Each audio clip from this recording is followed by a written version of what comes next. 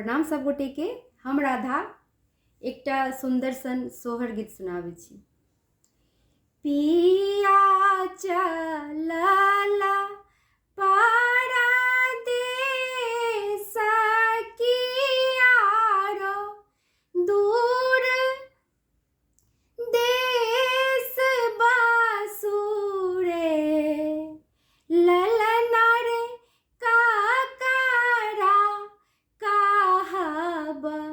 दिल के बात चढ़ल मास तेसर रे सासु चलला नैहर की ननदीसा सुर घर रे ललना रे घरबा में देओरना दाना चढ़ल मास चारी मरे ललना रे घरबा में देओरना दाना चढ़ल मास चारी मरे बाट रे बटोही या की भैया की तोहू मोरा हित बंधु रे ललना रे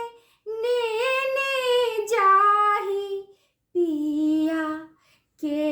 संदेश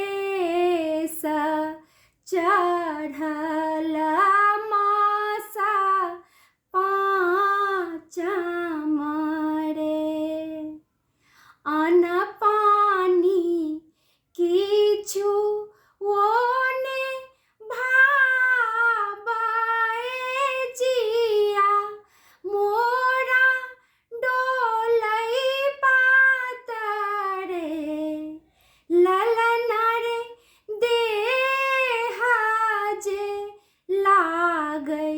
सरिसो फूल चढ़ल मास छठ मरे डाँर जे उठै कर कर देह काँपै मोरा थर थर काँपै रे ललना रे उत्पन्न सिरी नंद लाल चढ़ल मास सात मरे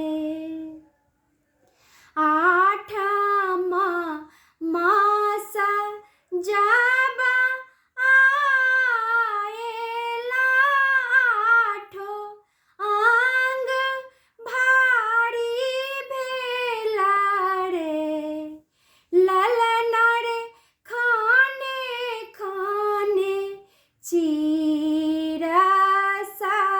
सारी गेल छाने छाने पहिरथी रे नाम मास जब चढ़ल ननदी हरख बार जूरे ललना रे हमहू त लेब नाका बेसरी होरीला खेलाए बरे ललना रे हमहू त लेब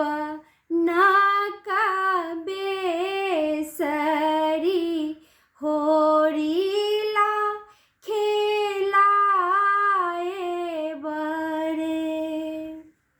दास